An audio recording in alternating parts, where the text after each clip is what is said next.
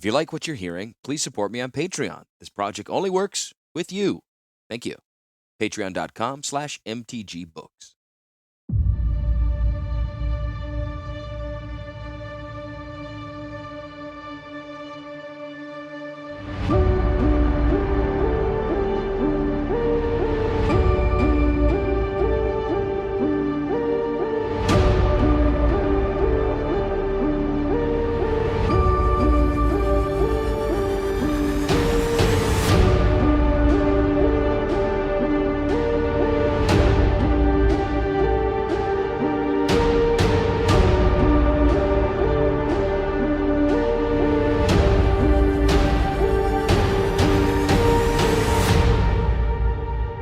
Chapter 3 Arrivals.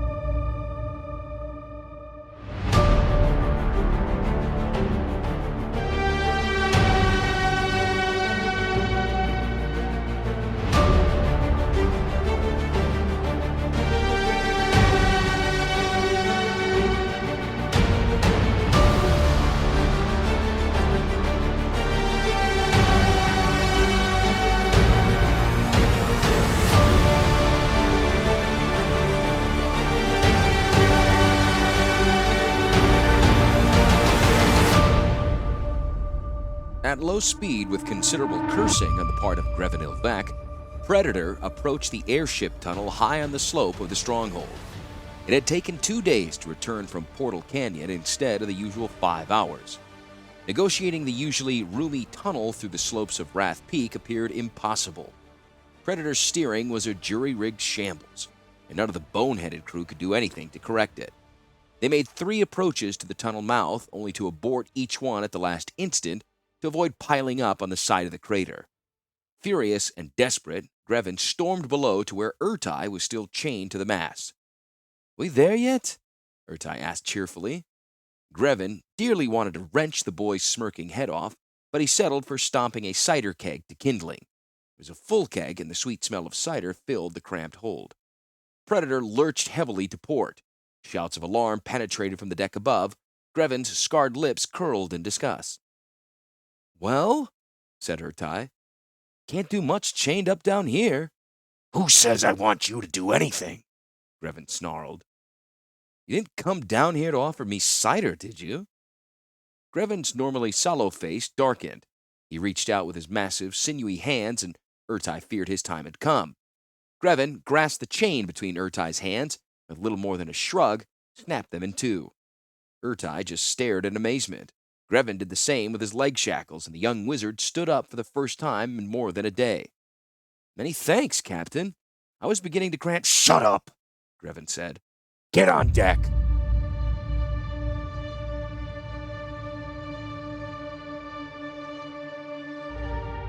Urtai shuffled up the gangway, chains jingling as he went. He emerged on the main bridge. The sailors were trying to steer Predator in her tattered mainsails. Even if they'd been in top condition, such methods were too coarse for steering the airship into its own base. Urtai craned his head and gazed at the stronghold. A vast, rounded cone rose steeply from the surrounding plain to a height of over 3 miles. The barren slopes were yellow stone, streaked with red and brown mineral deposits. The western side was covered by a silver-gray cascade of newly fabricated flowstone.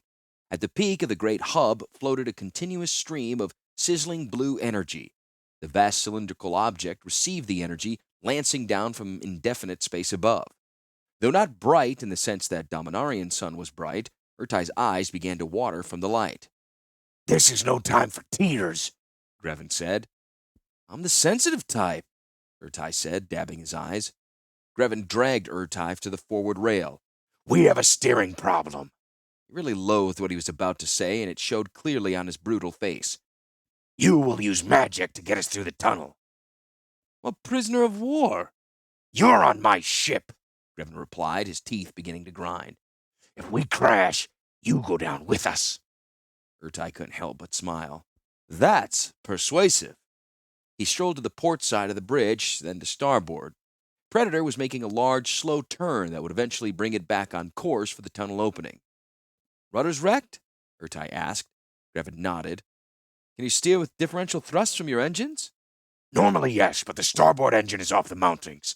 Only the port engine is supplying thrust. Urtai shaded his eyes from the blue glow of the peak and studied the sailors trying to manhandle the port mainsail to counteract the off-center push of the engine.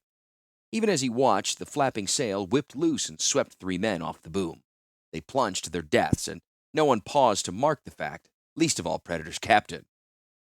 "Can you abandon ship?" asked Urtai. That is not an option, Greven said, folding his arms across his chest. What can you do? Remember, if you fail, you'll follow those clumsy fools over the side. "As you so eloquently stated, Captain, we're all in this bucket together." Urtai closed his eyes and extended his hands. Power crackled from his fingertips. There was plenty of energy in the air here, even if it was primarily of a destructive variety. He drew in some of this harsh background energy, felt bad, and made his bruised body ache, but desperate times sanctioned daring actions. What are you doing? "Making a road," Urtai murmured. He visualized a great rod of magical energy emanating from his hands to the distant tunnel entrance. That was simple enough, but then he drew the stream of force down his arms and pushed it through his body to his feet. By anchoring the power stream through the hull, he would force Predator to follow it. The sensation was akin to hugging a naming tree, but it had to be done. Predator shivered and turned smartly toward the stronghold. "Prepare for a crash landing," Urtai gasped. "This'll be rough." Greven gave the order, and the surviving sailors and Moggs hunkered down behind bulwarks fore and aft. Disdaining danger, Greven remained on the bridge with Urtai. "Moron," Urtai whispered. What? More on course." His limbs began to tremble. Sweat soaked through the filthy rags he wore. The bow sank, and the airship gathered speed. Here was the real danger, though Urtai didn't bother explaining it to Greven. His spell could easily keep the airship straight, but he didn't know if it would have enough strength left to stop the ship once inside the crater. Cut engines! Greven sounded far away. Urtai struggled to keep his balance. Heat was building where his body touched the ship. The soles of his feet blistered. Under them, the decking began to smolder. Someone, presumably Greven, threw a bucket of water on Urtai's feet. Thank you, he gritted. We're almost there, Greven replied. Shouldn't you open your eyes? I can see better this way. Without the hum of the engines, Predator was alive with seldom heard sounds. The creak of the masts, the pop of the hull under stress, the odd metallic twang of cables automatically adjusting themselves to changes in tension. In his mind's eye, Urtai saw the yellow cone of the stronghold loom before him. A magical beam pierced the center of the airship tunnel. Predator entered in at a high speed. The slipstream from the interior of the crater blew warm on Urtai's cheek. The whoosh! Predator burst into the hollow center of the stronghold. Crew members cried out, and Urtai opened his eyes. They were hurtling toward the broad column of energy passing between the hub above to the citadel below. Greven laid a hard hand on Urtai's shoulder. Steer wide of that beam, he said. If we hit it, we're dead. Urtai closed his hands to fists and tried to will the invisible stream away from the energy column. The stream was strong, and it liked flowing into the beam. Veins stood out on Urtai's neck as he wrestled with the channeled power. Bend, he thought furiously. Go where I will you. The conjured stream bent to starboard until it was just clear of the energy column. Predator roared past in a full 20-degree dive. The port main boom brushed the glaring energy field and sizzled into instant oblivion. Urtai held the turn, and the airship rocketed into a downward spiral toward the landing dock, located at the highest point of the citadel. Better slow down, Greven said. Here was the point Urtai had contemplated, even in the extreme duress of his conjuration. Rath was his prison, Greven his jailer, and the Predator was an instrument of oppression to thousands of free people. Why should he save it? Why not let it crash into the citadel, doing as much damage as possible? At least then he could strike a blow for the oppressed. Slow down, Greven repeated more urgently. Dying is easy, his old teacher once told him. Dying is passive, living is active. A true mage must live in order to accomplish the goals of his art. What have you accomplished in your short life, Urtai? Slow! Slow! Greven roared. Predator was just one ship, Greven just one commander. The coils of Phyrexian domination would scarcely tremble at their loss. He, on the other hand, might accomplish great things if he lived long enough. Urtai flung his arms wide. The magical stream, visible only to him, spread out in front of the plunging airship. It piled up against the tower in waves, and Each rebounding crest struck Predator a hammer blow, slowing her. The already smashed prow struck the mooring ring and demolished it. The great ship slammed into the platform and skidded sideways, shearing off its ventral landing blade. Grevin was catapulted from the bridge to the deck below. Only Urtai, rooted in place by the power flowing through him, kept his feet. Predator came to a hard stop against the flowstone carapace. Grevin leaped to his feet amid the tumbled-down wreckage. You wrecked my ship, he said, pointing a thick finger at Urtai. It was already a wreck, Urtai said weakly. He staggered to the slanting rail. We're alive. What are you complaining about? That said, he slumped to the deck. Where he stood, 2 blackened footprints were scorched into the planking.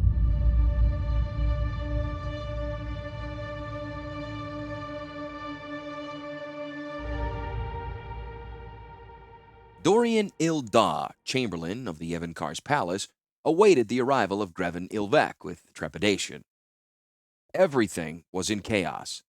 The citadel had been breached for the first time in history, the garrison was in disarray, the mighty airship Predator was a steaming wreck, and worst of all, Evankar Volrath could not be found. Dorian paced up and down outside the Evankar's private chambers, unsure of how to proceed. Grevin would no doubt be in the foulest mood, given his failure to catch Weatherlight. The shocking debacle at the Citadel would not salve his conscience either. What Dorian feared most was what might happen when word spread that Volrath was missing. Would the Evankar's subjects revolt? Would the rebel elves and their allies attack again? What of the Moggs? Would they obey their overseers without Volrath's authority to back them up? The tramp of heavy feet brought Dorian out of his gloomy reflections. Grevin Ilvek descended the spiral ramp from the airship dock, followed by the remnants of his crew. 2 crewmen carried a limp body between them, a young man clad in foreign clothes.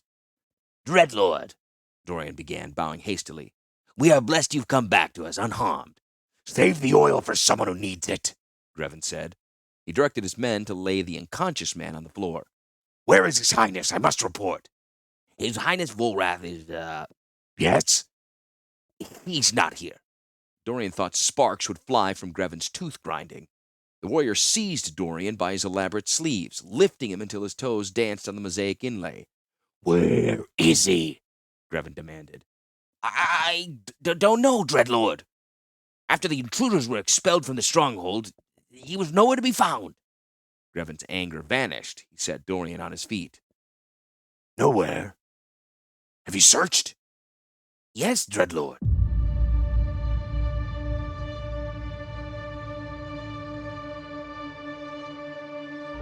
Grevin stared at Dorian. From the base of his skull to the small of his back, the warrior had a Phyrexian control rod implanted in place of his natural spine. This rod gave him enormous strength, but it also obeyed the mental commands of the Evankar of Rath. To disobey brought instant retaliation in the form of unendurable pain. Grevin had been so busy saving Predator, he'd not noticed the empty sensation left by Volrath's lack of control. Now he swept all points of the compass for his hated master and felt nothing. If Volrath were on the plane of Rath, Grevin should have been able to sense him. Yet Volrath could not be dead, for the sudden severance of the Evankar's control would have struck his spine like a thunderbolt. He's gone, Grevin announced. The Evankar is not on this world. Having spoken the words, he made the leap of logic and deduced the truth. Volrath was on Weatherlight. What? Dorian said tremulously. Gerard might have captured the Evankar. No, that's not right. Why would he flee if he had Volrath as hostage? Then his Highness willingly went on the enemy ship? Grevin fingered the control rod where it entered the base of his skull. Yes, that's what he did. The fool, Grevin raged to himself. He used his shape-shifting powers to stow away on Weatherlight. What did he hope to gain? Dreadlord. Dorian was whimpering now. What is it? What are we to do? About what? Everything. Who will rule in His Highness's place? His pudgy face brightened. You're the Evankar's second in command. You must take over, Dreadlord. Let the people know a firm hand still holds the reins of Rath. The airship sailors cheered and loudly urged Grevin to assume the governorship. He glared them into silence. This is not a robber band. We don't elect our chiefs here, he said. There's an order in things that must be observed. Evancars have died before, new ones were found. Our distant masters must be notified, and their will obeyed. I will consult them. Dorian and the sailors blanched as one. Do we dare? Asked Nasser, Predator's veteran sergeant. You do not dare. I do, Grevin said. Inwardly, he was not so eager. For the first time in many years, he was free of domination. He could take the stronghold as his own, but he knew he couldn't keep it. The overlords would not allow it, and his punishment at their hands would make Volrath's casual brutality toward him seem like child's game. He strode from the Evankar's antechamber into the nearest lift. There were 4 of these large square platforms, each supported by a flowbot arm, passing through the many floors of the citadel. Dorian and the airship crew followed reluctantly. Bring the prisoner, Grevin reminded them. Urtai was carried along. The lift lowered them smoothly to the throne room. The oval chamber took up an entire floor. The decor was a mishmash of earlier Evankar's tastes, from the brutal efficiency of Davol to the mechanistic fetishism of Burgess. Volrath had seldom used the throne room. He had preferred the larger convocation hall, deeper in the citadel, for his state functions. High above the throne of Rath hung a large, inverted, 3-sided pyramid made of some translucent gray Phyrexian alloy. It was cradled by an intricate, multi-armed flowbot carriage. This was the window to Phyrexia, a voice and image portal only. It could not send or receive artifacts or travelers. Word of Grevin's return and Volrath's disappearance brought out the Evankar's court. Chosen from the cooperative families of the Dahl, the Vec, the Core, and the courtiers of Rath were servants, sycophants, and spies of the Evankar. Their stock in trade was gossip and treachery as they jockeyed amongst themselves for honors and privileges. During the two-pronged attack by Weatherlight and the army of the elven rebel Aladamri, Volrath's collaborators had taken refuge in their citadel apartments. The danger past, they emerged in their court finery, ready to be seen and counted when the window to Phyrexia was opened. Sailors deposited Urtai at the foot of the empty throne. Grevin planted his fists on his hips and declaimed, Overlords of Rath, hear me! The pyramid remained dim and inert. Grevin repeated his summons. The surface of the pyramid began to sparkle. Encouraged, Grevin said, I am Grevin Ilvek, commander of the armies of Rath. Our Evankar has left us, and we request that our overlords restore him to us or send another in his place. A slender red beam lanced out from the mechanism perched atop the pyramid. It raked harmlessly across Grevin's face, tracing every contour and comparing it to images of the warrior stored in its memory. When it was satisfied Grevin was who he claimed to be, the flowbot flexed its limbs and lowered the window. The brass-yellow machinery whirred and squeaked until the pyramid reached head height over the throne. The window came to life with an ominous crackle of power, sending skittish courtiers shrinking back in alarm. Be brave, Grevin sneered. It's only a machine. Dark colors ricocheted through the pyramid, corner to corner to corner. It stabilized in the center and assumed a bluish tinge. Grevin squared his broad shoulders and awaited his master's command. Greetings. The Phyrexian voice sounded slurred and mechanical. Greetings, our loyal warrior, Grevin Ilvek. He knelt on one knee. Humblest greetings, great lords. We have a grave problem. The matter is known to us. The Hidden One is not pleased with the Evankar's desertion, or your soldiers' failure. Shall we track down Volrath and punish him, great lords? Asked Grevin. That is not necessary.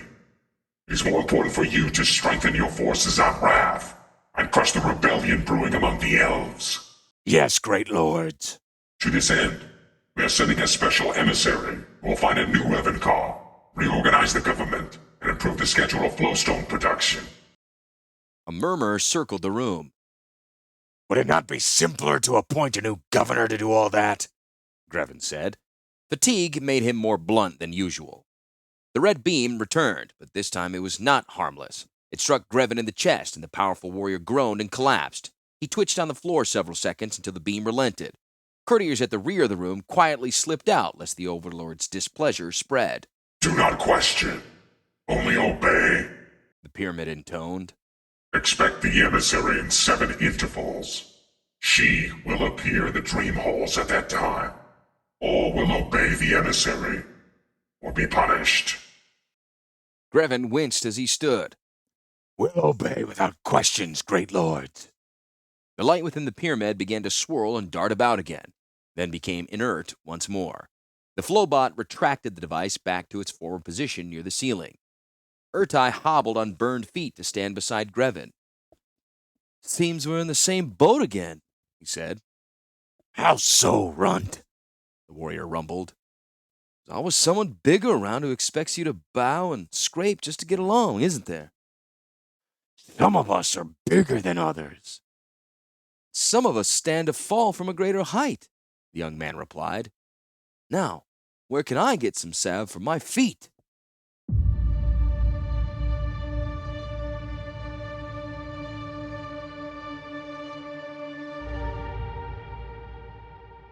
Life is sweet. This was Krovak's conclusion as he stood at the extreme end of the dream halls, gazing down on the royal laboratory and prison tower, the map tower, and the chaotic Mog warrens. Below, the minions of Rath scurried about their tasks like the residents of an anthill. Each life could be his to take, savor. He smiled, and the dark face in the flow glass smiled back at him. Why not take them all eventually? The value of cattle was as food for the lion. With a wave of his hand, the flow glass parted. Krovak stepped up to the sill and stood on the edge, hundreds of feet above the laboratory roof. He raised one foot and was amused to see the flowstone still rapidly extend to support him. He lifted the other foot. The nanomachine swiftly advanced under that one, too. Krovak repeated the process until he was standing on spindly flowstone platform 6 feet out from the ledge. He stood with his arms outstretched and laughed at the absurdly great power that was now his. With an ominous crack, the thin flowstone structure bowed under his weight. Krovak's euphoria disappeared. He leaped back to the dream halls just as the feeble platform crumbled away. Krovak hit the sill square in the chest, driving the wind from his lungs. Gasping, he heaved himself over the ledge and rolled back inside the hall. The window flowed shut behind him. Krovak lay on the cold stone floor, heart hammering. Then he laughed.